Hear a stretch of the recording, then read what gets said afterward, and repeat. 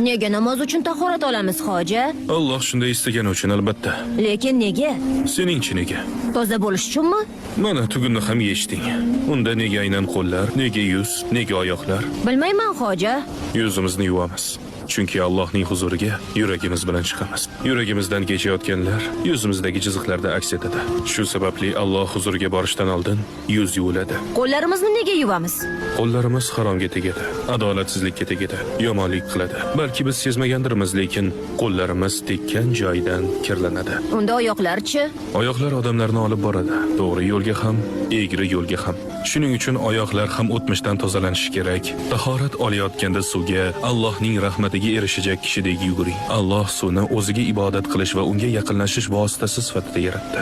Alloh bizning gunohlarimizni kechirib, qalbimizni marhamat ila tozalagani kabi suv tashimizni tozalaydi. Shuning uchun suvga yuvib Allohni zikr